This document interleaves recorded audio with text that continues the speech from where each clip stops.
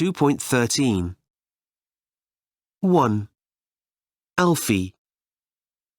I usually read science fiction, so I wasn't happy when I found out which book we were studying this term. I thought a dog story, they're for young children, but actually it's a fantastic adventure story. It's really gripping.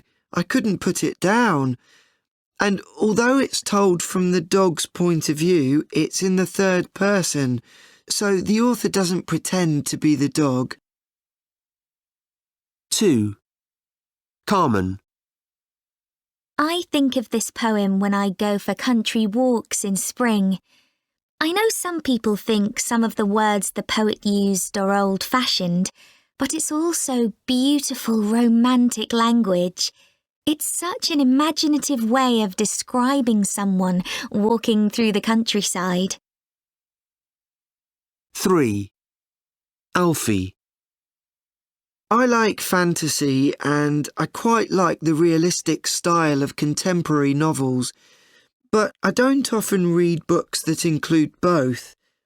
The chapter about Catherine's ghost returning home is quite fantastical, but it's also very believable that the narrator thought he saw her. 4. Carmen. I love her books.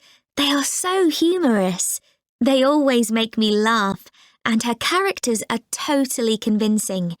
I think she knew people like that in real life. Although she wrote over 100 years ago, her dialogues are still believable.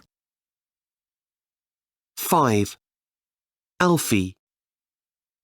Not many people know this book, but I found it really interesting. It's about a poor boy who changes places with an English prince.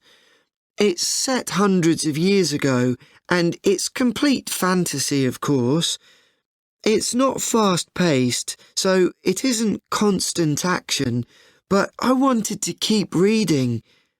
It's really about how luck is important in life. I found that quite thought-provoking.